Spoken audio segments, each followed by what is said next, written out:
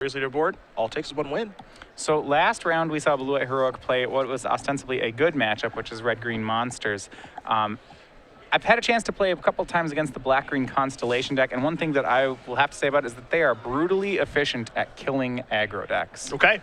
I got to play the Jeskai Heroic combo against this matchup, and this matchup was difficult. You see cards like Doomwake Giant, Murderous Cut, Hornet Queen, for all in the main to deal with your creatures. Not to mention, Whip of Erebos can really pull them ahead.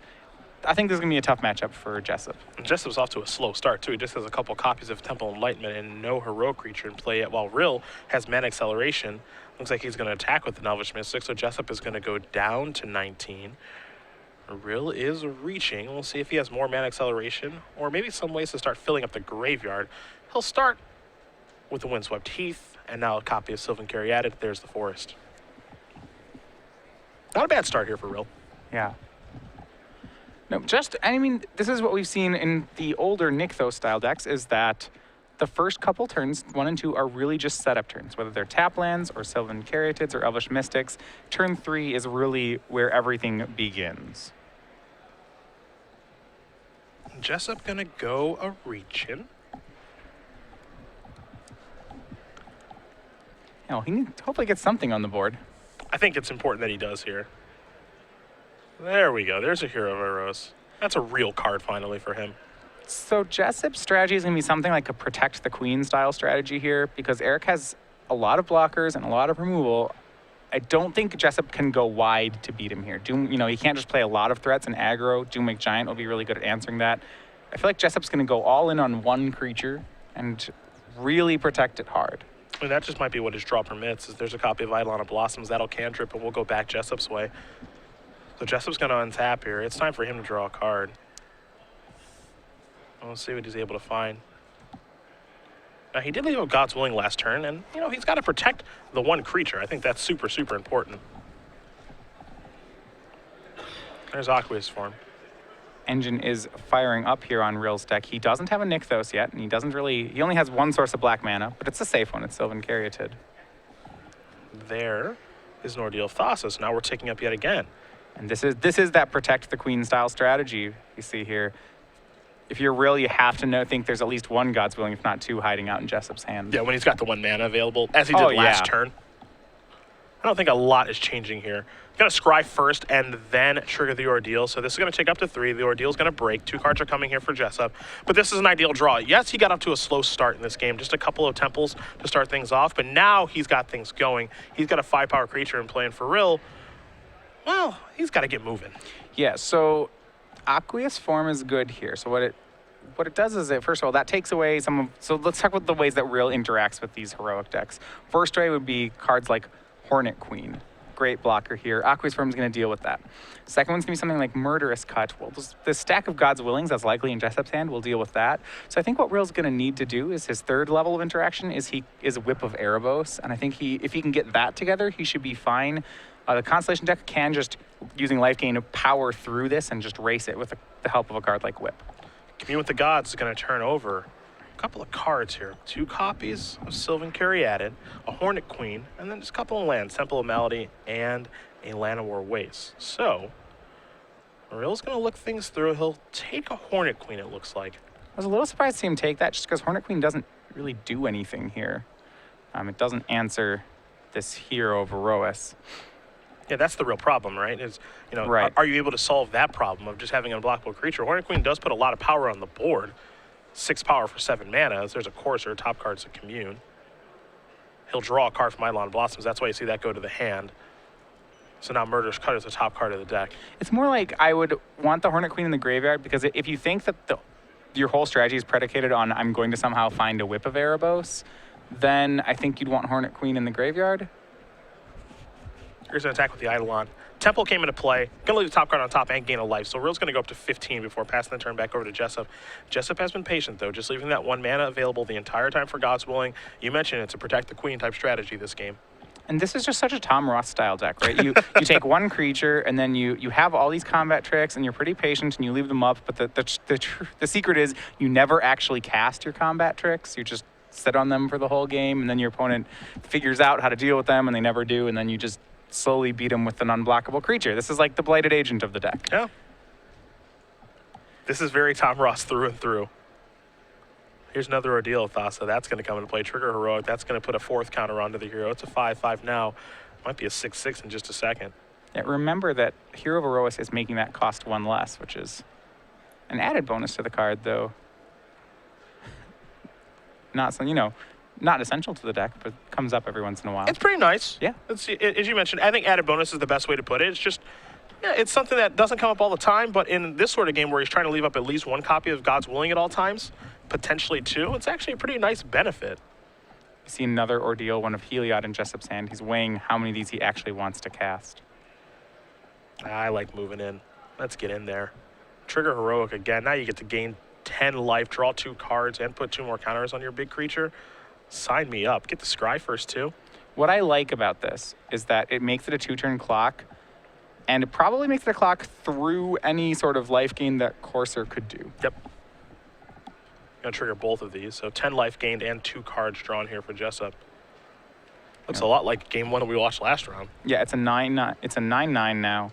So Rill will go to 6, and it's just unlikely that Rill will be able to life gain to the point where this card doesn't matter. Tranquil Cove going to come in for Jessup. He's up to 28 before passing the turn back, leaving 2 mana available for, again, a card like Feat of Resistance or God's Willing to protect himself. Rill's going to draw his copy of Murderous Cut, but, well, Andrew knew that. So here's a Commune first things first. It'll turn over a copy of Commune, along with a Murderous Cut, a Whip of Erebos, a land, and a Sylvan Wayfinder, the land being a Wooded Foothill. So Whip's going to go to the grip. This is a card that you mentioned could play a big role in things, but it might be a little too slow now. You see him not even thinking twice about it. And I think this was the card he needed, but it's just a turn too slow here. Aqueous Form, this is the second match in a row where that card is just impressed. It's really, really good against these green mid-range decks. Like, yeah, it's really very good against green. Force going to come into play. Rill's going to gain life from the Courser. But I just don't think he has enough time to actually race. Though I do agree with you, this was the card that could get him out of the problem that he's in. He's, then he's just racing back and forth, and Whip of Erebos can keep your life total just high enough for you to maybe try to win the game, since Murderous Cut isn't an option, nor is, maybe making like a big Doomwake Giant. I think we're way past that point, but it looks like the Whip has just shown up too late to the party. It looks like Rill's going to take his time and try to figure out if he has any ways to work his way through this situation. Well, he's going to have to just jam the Murderous Cut and really hope this works. It's not going to. If he has a second one, maybe he can get out of this. Life is pretty good then. And he says, I'm going to target this. Jessup says, I have a God's Willing. Does Rill have another copy of Murderous Cut is the question. It actually looks like he does. Does Andrew have another copy of God's Willing? Yeah. Now becomes the question. We're going to put him to the test. There's a second cut. Did not see that earlier. Uh-oh. Danger. Oh, Danger wow. is the second God's Willing. Anything you can do, I can do better. Eric Rill's going to concede the game. Andrew Jessup is going to win in game number 1 here as Blue-White Heroic is up a game over Green-Black Constellation. Maybe overstated on how this matchup goes. That was more or less what Rill's deck does. Yep. There wasn't a bad draw from him, but Jessup able to get through it pretty easily. I mean, Jessup's draw was good, Rill's draw was good, and if they both have good draws, it seems like things probably do favor Jessup. Though, we will go to the sideboards here and take a look. You've got Green-Black Constellation in front of you. Rill has some interesting cards in the sideboard. Well, he's got a 12-card sideboard.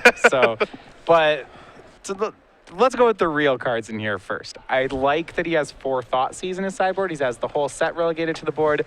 I think all 4 of them come in here. There are a lot of cards in this matchup that don't really carry their weight. Cards like Courser of Crewfix, Satyr Wayfinder. There's a lot of air in the Green-Black Constellation deck. And one way to get past cards like the God's Willings that got him game 1 is to simply Thoughtseize them. So I think he brings in the whole play set of Thoughtseize. Outside of that, I'm not sure he brings in much more. I do like, so we'll just point out that he did bring a 12-card sideboard here. So rather than only registering 12 cards, he then registered 3 greatest hits of Standard. Look, he can cast these cards, right? With enough Sylvan Caryatids, he can cast these cards. Maybe it's part of a larger What plan. I like is what the collection of greatest hits are. So there's a Crackling Doom. Yes. Okay, that's great in Abzan. A Pearl Lake Ancient, which, that's good in control. Yes. And then Abzan Battle Priest, which I think it just speaks for itself. I mean, I sometimes pick that card very highly in draft. Well, there you go. So there you go. Eric Rill dialing it up a little bit here. We'll take a look at the sideboard here for Jessup. 2 copies of Ajani's Presence, 3 Stubborn Denial, an additional copy of Aqueous Form, an Ordeal of Heliod, 2 Treasure Cruise, 1 Seeker of the Way, 2 copies of Laguna Band, Trailblazer, a Singing Bell Strike, and then 2 copies of Glare of Heresy. You know, things aren't really going to change a lot here, I think, for Jessup. I think the matchup, again, is actually pretty good for him. I do like an additional copy of Aqueous Form, just like we saw from Chris Van Meter last round. Wouldn't be surprised to see an additional copy of Ordeal of Heliod come in, too. But I don't think a lot changes here. Ajani's Presence might come in because of the cards. Like this time, it's Murderous Cut instead of red removal spells. He actually has to respond to them. So these 2 Ajani's Presences can be your God's Willings number 5 and 6. And as you saw in game 1, God's Willing was very important to the blue-white heroic strategy. So I would imagine he'll board those in as well. Both players getting ready for game number 2 here. So we will take a look at season 1 of 2015. We just did announce the brand new changes to organized play in the Open Series for next year. Well, we might as well announce where we're going to be along with who's going to be covering the shows. Patrick and I are going to be really busy in January. Yeah, there are a lot of Opens coming up here, but we are spanning all the way from basically the East Coast and Midwest is where we're going to start the season. So we start in Columbus, that's over in Ohio, move over to the East Coast into Philly, then down to DC, and then back all the way at the end of the month to Indianapolis, Indiana. Yeah, a place I'm really familiar with. As we take a look at the next couple of dates, we'll go to Houston. After that, we're going to go to LA, so things are going to get a little bit warmer, and then you and Patrick will take care of Baltimore. I will be in Mexico, thank you. First time ever for my brother's wedding. So Nice in Mexico. That's a great location to have it in the end of February. we'll see if we can have an Open Series in Mexico. Okay. I'll talk to the bosses right. about that. Then we'll go to Miami We should after that. put it in January. It's just, I would love it. It's the Open Series here from Cancun. We've got 8 players, which will be, how many rounds of Magic is that? 3 or 4? So we're gonna end early, and then Just kind of do whatever. Split the top 8, and then we're good to go. You see the dates here. The Grand Prix Miami, that's going to be an absolute blast. Really looking forward to that. And then we'll close it out with Dallas and Richmond for our Season 1 Invitational. So we'll be back here sooner than we think.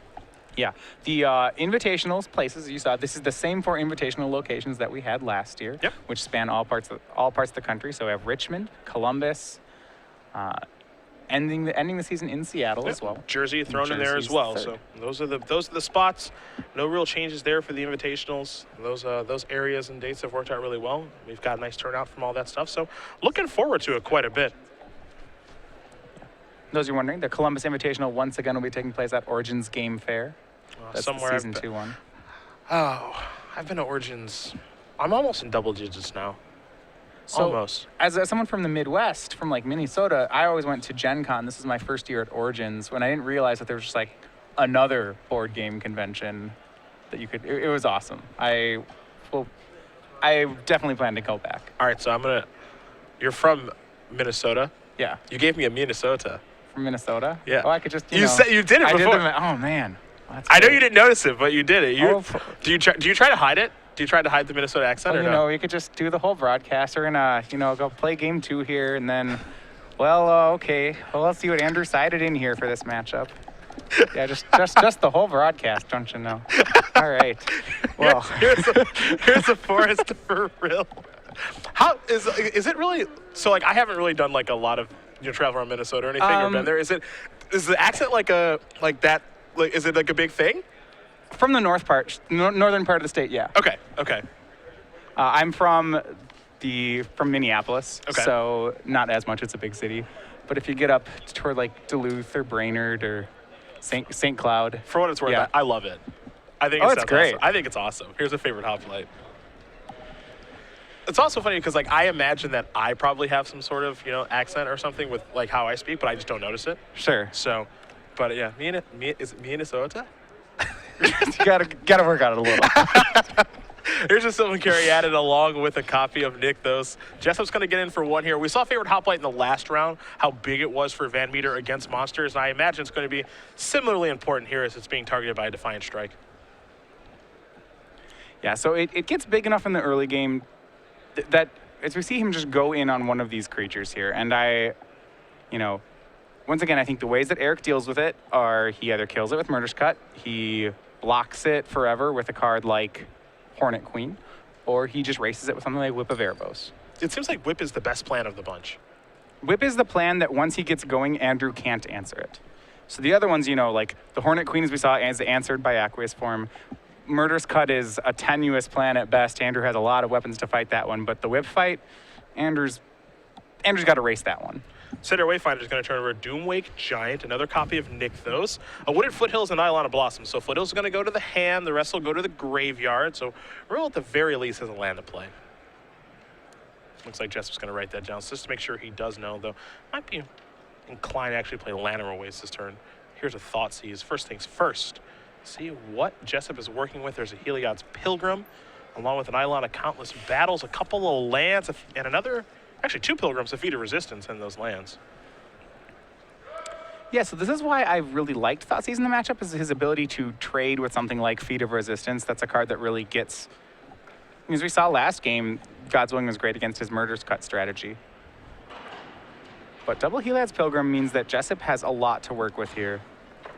Yeah, this isn't the most explosive draw here from Jessup, but, you know, I mean, we're going to be playing a little bit of a longer game here, right? You know, we're not going to see any Ordeal of Thassa and, you know, draw 2 cards unless he, I suppose, top decks at this turn. But it looks like we're in store for a longer game. So would you be selecting the feat here? Well, it depends what his hand is, right? So he needs to play around the game plan that he can't beat. If he has Murderous Cut, he'd take the feat. Looks like he has some Eidolon of Blossoms here, so he's going to draw a lot of cards. In that sense, yeah, I would take that because you can't take both Heliod's Pilgrims. This at least gives you a way to interact. So he's going to leave him with both Pilgrims, along with the Eidolon of Countless Battles. The draw for the turn, well. Ordeal of Thassa right off the top of the deck. That'll change some things. Good draw here for Jessup. Yeah, I suppose. It's probably what he was getting with the Heliod's Pilgrim. Yeah, you know, I was thinking, you know, does he just want to, you know, maybe curve out and use all of his mana and play the Heliod's Pilgrim, or does he just want to Ordeal this turn? I mean, there's a real decision to be made here, I suppose. It's probably not as cut and dry as we think. Yeah, it's actually interesting. Looks like he's probably leaning towards the Pilgrim. He's going to sacrifice the Heath and get a Plains out of his deck first. He doesn't really need the extra cards just yet. I wouldn't be surprised if it's just Pilgrim. Maybe searching up an Aqueous Form, is that card is just insane in this matchup. But maybe he's going with the Ordeal, so we'll see. Yep, there's an Ordeal. Fair enough. So he's going to play that. Get in here. Trigger, peel 2. It's an attack for 4. 1 is a Tranquil Cove. 2 looks to be another land. It's not the best draws there for Jessup off of that, but lands aren't so bad because now you can play Heliod's Pilgrim and maybe play Aqueous Form in the same turn. Not terrible. No, and now it does give him a lot more of a clock. I mentioned before, one of the things about the favored Hoplite style decks is that their creatures just aren't actually that big. You know, his board was just a 2/3, so by upping the clock here, he now has a permanent 4/5, and it does force the hand by Eric a little bit. Doomwake Giant looked to be the draw that turn. So maybe that might be the game plan, though. Setting up a large Doomwake Giant turn is pretty tough. It doesn't seem like it can really be the game plan. Like, how big of a turn would you have to set up to kill this favorite Hoplite? You Whatever. have to play it's way too many enchantments. Whatever you're thinking, bigger than that. Right. If you were a red deck, you could maybe set up a Doomwake Giant plus Lightning Strike style turn, but it's a green-black deck. Doomwake Giant's just a blocker. And because he knows about those Heliod's Pilgrims in Jessup's hand, the Doomwake Giant just isn't going to do it. It's going to go get a Aqueous Form. So if I'm Rill, and I think Rill correctly here, isn't even going to bother playing the Doomwake. All right, Corsair is providing some information for both players there. The top card of the deck is a Murderous Cut. So land's going to come into play. Rill will gain a life. We'll probably see him attack here with the Elvish Mystic, and he does. So we get a little bit of damage through. For Jessup, we know his hand, and Rill knows most of it as well. Doesn't know the cards that were drawn off of the Ordeal. That's about it. So we know that he doesn't have a protection spell just yet. And what I like about Rill's sequencing there is he had a Satyr Wayfinder that he was planning to play that turn as well, but by playing the Corsair first, he got the information from the top of his deck, and now he could see, hey, wait, let's not play Satyr Wayfinder here. I'm about to draw the card I want. Oh, see, the Twitter is so good. This is what I love about doing this. So apparently, the cards in Mr. Rill's sideboard are a reference to the Magic episode of South Park. This is how you know we've made it, ladies and gentlemen. I haven't watched that. You're One around right. South Park. I haven't watched it yet either, so that might just be us failing As our I job. recall, Kenny casts all 3 of those cards in one turn off like 4 lands. You've ruined the episode. No, my favorite part, yeah, it's basically what I think they did is they needed some names of Magic cards. They just cracked a booster of M15 and a booster of Cons and then just wrote down some sweet names and went for it. Okay. It's a very aggressive mana base to cast all these things at the same time. It was also Terra Stomper, I think, was in there too. Here's an Eidolon of Countless Battles, a card that probably wasn't in there. That's being bestowed now on the favorite Hoplite, so it's going to make that thing a little bit bigger as Rill will take a look at the grip. Jessup's shields are completely down, which means this Murderous Cut is certainly going to resolve, though I'm sure that Rill is considering maybe a chump block in this situation. You just want to keep your life total probably in this matchup as high as you can. Yeah, especially when you have something like Murderous Cut coming up next turn. I think it seems like it's survive until Whip of Erebos. He's going to take that hit, though. He's going to draw the cut. Take a look at the top card. Another copy of Courser of Crewfix. His Rill's at 8. He could do worse than to draw another Courser. That said, he still might reset his deck with that Satyr Wayfinder. Caryatid's going to tap for a little bit of black mana. We're going to go delving. We're only doing some light delving today, heavy delving tomorrow. only exiling 4 cards. Yes. Bye-bye favorite Hoplite. Eidolon's going to stay in play. Bestow, of course. Going to generate some mana here with Nykthos. And now Rill's going to play a Doomwake Giant. So get that out of here, and into the red zone we go. He does get to get value off that Doomwake Giant by killing the Eidolon. That's probably a lot better than we expected that the Doomwake would be this game. See, that turn's fantastic.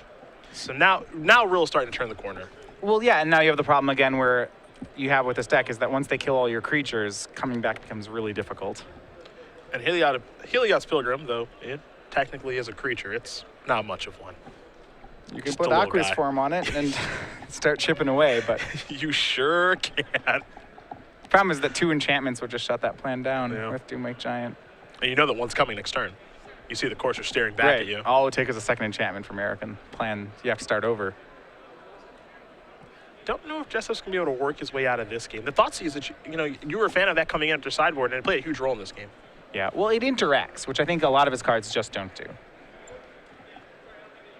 What Jessup can do is he can use both of his Pilgrims to set up one last threat. He could have one of them get an Ordeal, and then another one get maybe a second Ordeal, maybe an Aqueous Form, and then just throw all of them on the same creature. I mean, he's going to have to get creative now. I mean, he's staring down a very difficult board to beat at this point. And yes, Rill is basically out of cards, and there is only a Courser on top of the deck, but I think that for Jessup to win this game, he's going to have to get a little bit creative with one of these copies of Heliod's Pilgrim. He's going to play the first one, trigger it, and go searching. Let's see what he's able to find here. Aqueous Form is probably the easy one to search up, though I'm not sure if it's the best. We have seen the Singing Bellstrike a little earlier today. That'll buy him some time. Yeah. So the question is, does he want a threat or does he need time here? Looks like, as he's brought Ordeal of Thassa to the front, that he may be considering that one at this point. There's Aqueous' Form as well. You can see the thought process here for Jessup. What to take? He's going to go with Aqueous Form. He only has to get 7 damage across. That said, so there is actually the problem. If Eric has a second enchantment in hand, he's going to lose his creature. Yeah, I think, if you're Jessup in this situation, it's just, okay, if you have a second enchantment, I can't win. Sure. That might have to be the thought processes, which is I just can't beat that, and I just have to hope you don't have it. Here's a Temple. Top card's going to go to the bottom very quickly. I wonder if he'll cast it this turn. So if he casts the Aqueous Form this turn, then next turn he could play Pilgrim, Find Ordeal, Cast Ordeal. You don't have mana to do that. Okay. It does feel really bad to play a creature and then immediately throw an aura on it and say go. I understand that's all sorts of miserable, but It feels really backwards. oh yeah. But he's gonna, and you think he makes the play. I think he has to make that play. I agree with you because the next turn is almost already planned out. Top card's a Doomwake Giant. That one is coming next turn. Well, interestingly, if Eric doesn't have the second enchantment, he'll keep the Doom. He won't play the Courser so that he can maybe so that if he plays Doomwake next turn, he can start getting up to quad activations at some point. Sure. Rill's hand is really unique here, right? As you mentioned, he wants to keep the Courser, and I don't know if he wants to play Satyr or Wayfinder because he doesn't want to turn over the Doomweight Giant. So does he want to actually cast anything at all is the question. It looks like he's considering it. He's going to go with the Satyr or Wayfinder, it looks like, so he's going to let Doomweight Giant go. So a couple of cards here. There's Doomwake, of course. There's a land. There's an Eidolon. There's another land. So Jungle Hollow is actually the land that he's going to take. Sure. So now he has to bin an Eidolon of Blossoms and a Doomwake Giant. Does just fine for himself. Top card's an Eidolon. Yep. That's not so bad. It's actually just as good as Doomwake because if he holds onto that Courser, he will get to make double enchantments next turn. But he's not going to go for it. He's just going to... This plays a little more interesting simply because, you know, now he gets to play Courser and then play Jungle Hollow and gain 3 life. Right. So he gets to keep his life total pretty high because 3 life in this situation normally against a rogue deck probably doesn't matter that much because they're attacking for, you know, 5 or 6 point increments. But we're just staring down a Helios Pilgrim. That's no big deal. Yeah, you're right. Playing this game of just I'm gaining life with Coursers and tap lands may be enough life to push the race into Eric's direction. It's 10-7 now in favor of Rill. Gonna be fun to watch him over the course of this tournament. Every match so important for him. Number 15 on our Season 4 leaderboard.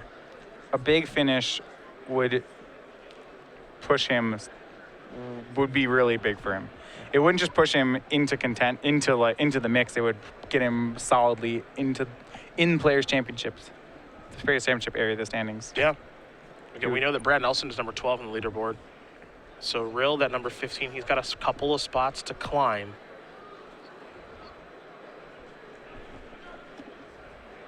Brian Brondwin sitting in 14th place on the leaderboard. He's already qualified, so Rill doesn't have too many spots to jump.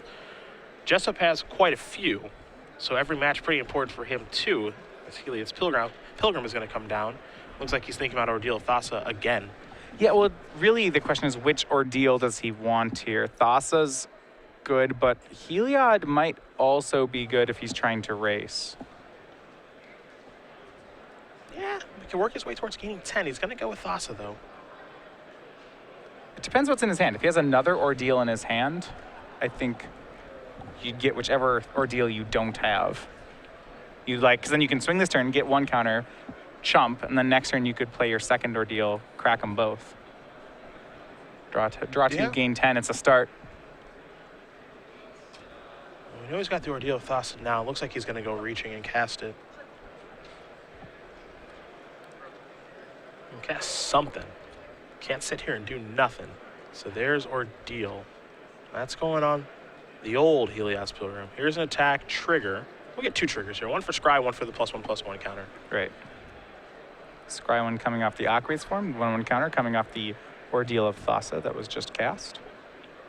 Top card's going to go to the bottom.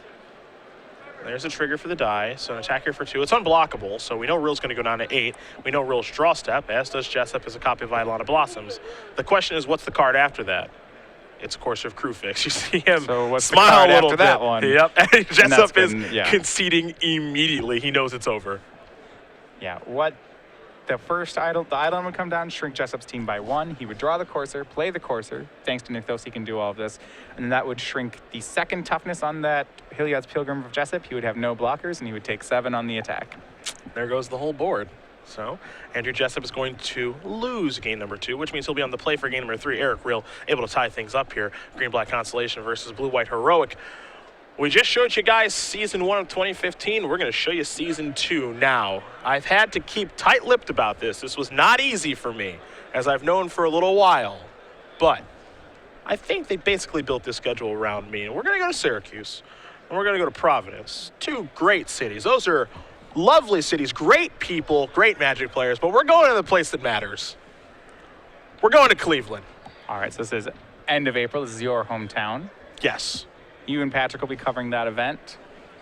Well, It's been a while since you've been in Cleveland, hasn't it? Well, myself personally, I go back and see my parents a couple of times a year, but the Open Series was in Cleveland last year in October, I believe. That's the last time the Open Series has been there. So my clamoring and my complaining on the broadcast has gotten the job done. For you Cleveland folk out there, I did what I could. We're going to Cleveland. And after that, we're going to Seattle, which is where I live, and I'm not working, so I'm playing. Good, excellent. The 1 week off, and then take the chance to play. That's right. That's right. Absolutely. So this is perfect. We're going to Cleveland and Seattle, and then, season 2 is really, really short. So you'll see here in just a moment, there aren't a lot of dates. We're going to go to Dallas after that. You and I will be there. We'll go to Worcester after that, one of my favorite stops. And then all of a sudden, the Open Series Season 2 Invitational is in Columbus. Right, and that is the one that at Origins Game Fair make our trip back to Ohio just a little more than a month after the Cleveland Open. All Ohio all the time. That's what you should do. It's the best place on earth. So we're going to be going there quite a bit during season number 2. So if you guys are planning for season number 2, you didn't see the organized play announcement on StarCityGames.com, you know where we're going to be. It's going to be fun. I have a feeling we're going to Minneapolis soon. Don't worry. Maybe season 3 or season 4. Maybe season 3 or 4. I like Minneapolis, though. The show that we did there was a month ago. Yeah, it was the. I hadn't been to Minneapolis until. That was the first time I'd been back there. Excuse me. The last time I was there was the Nationals. Yeah, that was Nationals like so long ago. 2012 was there. Won by Joshua Layton. Yep. And that's actually one of my favorite. I like downtown Minneapolis a lot. I think it's awesome. I think you guys have the best airport in the country. That's interesting. Okay. Do you disagree? No, I like flying out of there. It's I nice. love your airport. I think it's overly nice with all the iPads that are in it. That is true. Why are those there? Why is that even close to necessary? Because it's awesome. I mean, I like it. Yeah. Because I fly through there a lot. Yeah, there are just iPads everywhere. No, that Open was great. I got to play one of the Opens. I learned that we had a card, went to a PTQ on Saturday, and one of the guys won it, which means we didn't get home until about 3 in the morning. And then I tried to play High Tide off 3 hours of sleep, and it was hilarious, and I didn't win a single match. Jessup is going to keep his opening hand. A Temple Enlightenment's going to put the top card to the bottom. We're underway here in game number 3 of round 2. High Tide and 3 hours of sleep, huh? Yeah, I figured it'd be fine. It wasn't. And that was Mystic here for Rill. He's got the mana acceleration to get things started off here. So for Jessup, I think it's important this turn to have a heroic creature. Now, to be fair, in game number 1, he didn't play a heroic creature until turn number 3. He played a Hero of Iroas and then left up God's Willing, then built up the following turn. But he wants to get started pretty quickly here because we're in a sideboarded game. Yeah, well, once Eric's engine gets going, Jessup is on a clock. We saw the Doomwake Giant plus Eidolon of Blossoms. Like once you start drawing all these extra cards, it didn't matter that Jessup had a pretty decent creature with protection spells. Eric was just really able to force through that with his card advantage. Well, he does have heroic creatures. A copy of Battlewise Hoplite. Eric going to play a copy of Temple of Melody. He's got black mana now. He's considering the Scry, and that card's going to go to the bottom. The important thing here for him is he's got to work his way towards Murderous Cut. Not there just yet. Sylvan Caryatid will come down. He'll pass the turn back. But much like we saw in the first game, it's all set up to start. I like Eric's hand. He has a Commune with the Gods, which can help him find either a Doomwake Giant or a Hornet Queen or a Whip of Erebos. These are the cards he needs to win. He also has a Murderous Cut in the meantime to help slow down Andrew. I think this is with 2 mana accelerants, I think this is exactly the kind of hand that Eric wants. Jess is going to sacrifice the Flooded Strand. He's down to 19. Going to search up a land here in just a moment. We'll see how he wants to move forward here. Is it time to maybe play a copy of Heliod's Pilgrim, or are we going to start suiting this Battlewise Hoplite up with auras? That's the big question. It's hard to play Heliod's Pilgrim here because you're letting Eric stay at 20 for another turn. I think he's going to try to push this guy through. It's an Ordeal of Thassa. That's going to come into play. Target the Battlewise. You see he's scrying here from the trigger. So that creature is going to become a 3/3. And if he does make an attack, which he will, it's going to become a 4/4. So already making a large creature, and he's got that 1 mana available. The damage has to come through here, and I like this play from Andrew. We're going to untap. He's got 4 mana right now. He'll draw a card. Copy of Land Orway, so he has access to 5. You can just hardcast a Murderous Cut this turn if you'd like. No delving necessary. Yeah. He'll probably start with Commune with the Gods. It makes more mana, and then he can still Murderous Cut afterward because of the cards he mills here. There is the Commune. Couple of cards here. Whip of Erebos. Temple of Deceit. Flooded Strand. Looks like a Temple of Malady as well. My guess is that he takes Whip. It seems like that's the late game he wants to build toward here. Once he gets Whip, he can ignore Andrew's game plan. He's going to go with Courser. Disagrees. So there's a different plan going on here. I am a little bit surprised by that selection. I do agree with you in your assessment that Whip plays such a huge role in this matchup, though. He's just going to get Courser on the table right now, so Once you get his card drawing engine online, there's a Thought Seize. That's a big card to turn over. Yeah, well, if he has no large creature in hand, Whip doesn't do anything. Yeah. And Discourser is good. The Thought Seize is great here. If you look at Andrew's hand, his spells are a God's Willing, 2 Hero of Erois, and a Defiant Strike and a land. So Thought Seize in conjunction with that Murderous Cut in Eric's hand could take care of this Battle-Wise Hoplite. At least for the time being. Andrew's going to have 2 cards to fix that. Didn't find one that helps, though. Heliod's Pilgrim and a Temple of Enlightenment. Rill with the option of jump blocking here if he'd like. I'd be surprised if he takes it. So 5 damage is going to come across. At least it looks that way. What Jessup does have going for him is because of how Rill played that last turn, he doesn't have a win con yet. So maybe Rill can kill this Battle-Wise Hoplite, but Andrew has a lot of cards. Andrew can reload and make another creature, and Rill's probably not going to kill him in the meantime. Temple of Enlightenment's going to allow Jessup to scry. Top card goes to the bottom. The follow-up, that's the question. He wants to tap some mana, but he doesn't want to tap any mana. He wants to leave God's Willing available, but he also wants to add to his board. He'll be able to do both. Here's a copy of Hero of Iroas. Thoughtseize will be the draw. Top card is an Elvish Mystic. One of the poorer ones, actually, in this situation. But now we finally get to get a good look at Jessup's hand. Yeah, it's going to get to have that God's Willing. Jessup might... There's no reason to God's Willing in response. Yeah. Rill will go down to 9. Eric's going to slide the God's Willing over in a pile by itself. The rest of the cards are Hero of Iroas, a Heliod's Pilgrim, a Temple of Enlightenment, and a Defiant Strike. I have a feeling what he may take here. He has to take the God's Willing. But there's a lot more threats in Jessup's hand. He has Defiant Strike for Hero of Iroas. He has Pilgrim with Hero of Iroas. The Hero's going to get really big next turn. There goes God's Willing. Do you see Hornet Queen in Rill's hand? Yeah, that's the payoff. That's the big end game. He's almost there, too.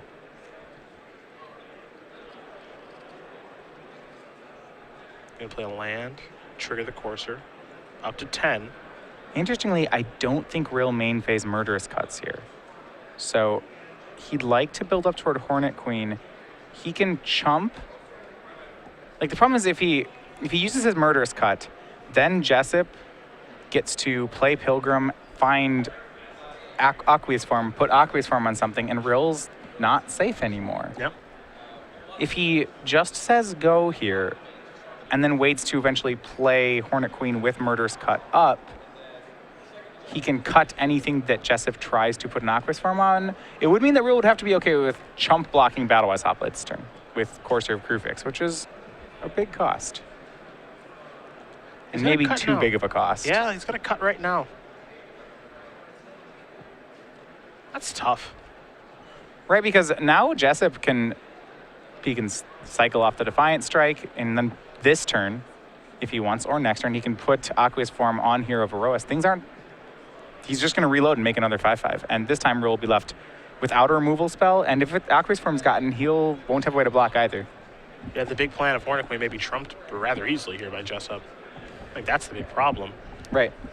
Jessup maybe gave thought to playing Defiant Strike to cycle and give a counter, but he's going to wait. Seeker of the Way of the draw.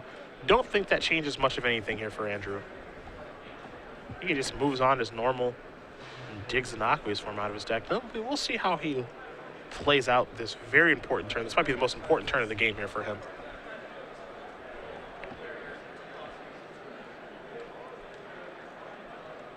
Yeah, and we'll see what he goes for. I think it's pretty clear that Heliod's Pilgrim will find an aura for Hero of Iroas. Yeah, I think that's the plan for searching. The question is, again, just which one. You know, he could search up a Singing Bell Strike, but it's not that kind of game right now at all. But this decision is certainly magnified given the situation here for both players. Every game, every match matters so much for these two as they are chasing Open Series points in a big way. What Jessup doesn't know is that he has to get Aqueous Form. If he gets any of the ordeals, then the Hornet Queen in Rill's hand is going to trump his strategy. There's Heliod's Pilgrim. That's going to come down. Trigger, we're searching. He's got to make the right call here. Yeah, he's brought the form forward, yeah. Oh, Stratus Walk. Stratus Walk's appealing, but it's not It's not good enough, and he doesn't know that right now because he doesn't see the Hornet Queen, but he makes the right call. It doesn't see it, but maybe feels it. Knows that at least that it's an option. Right. That Rill could have that he would not be able to beat with Stratus Walk. So the form is what he's going to grab yet again, playing a huge role against these green mid-range decks. Solid play there from Jessup, and this is a play that Rill does not have an answer to right now. There's a Temple, so now he gets a Scry. Take a look at the top card, see where that's headed. Very quickly to the bottom. He's going to get another chance to scry here off that Aqueous form.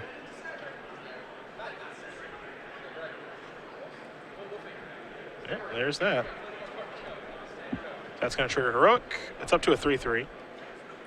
And coming in. Not the fastest clock, especially when your opponent has a Courser of Crewfix. Yep. But no chump blocking allowed. See, Scry's going to put the top card to the bottom. Yeah, and next turn, Jessup can Defiant Strike it. It should be a fast enough clock to race Hornet Queen.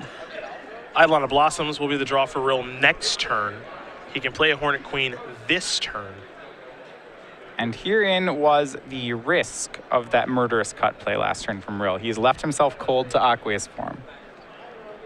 It's so weird because you open yourself up to so many different things, right? You open yourself up to form. If you wait, if your opponent top decks God's Will or Feeder Resistance, it's an absolute disaster. So it's almost like a damned if you do, damned if you don't situation. You see him casting a Hornet Queen here. And it's hard to say which play's right. You know, that's the other tough situation. But now where we are, we're trying to race. Yeah, the other play's not very good either. I mean, it might be, yeah, that Rill's just in a really tough spot. There was too much playing around this line was just too much damage, and he needed a top deck. Okay. Well, it's 8-17 in favor of Jessup here. And while it may not look like he's ahead on the board, he's got a creature that's unblockable, and he can make it a little bit bigger. So maybe he tries to get this game over with on this turn. Defiant Strike could chain in some interesting things. Yeah, it's 3 power right now. Defiant Strike will make it 5. He'd have to find 2 more. Not sure he'll do that, but Johnny's Presence. that gets it up to 7. Yeah? It's close. I think he wants to play the Johnny's Presence as another God's Willing. This stops Eric from drawing Eidolon into Murderous Cut to kill him. The Johnny's Presence is probably enough to give Andrew this game. Checking to see how much mana Rill has available right now. If he was able to draw Eidolon, which will be his draw next turn, maybe into Whip of Erebos, if that sort of racing situation, will it be able to get him out of the game? You see the attack there.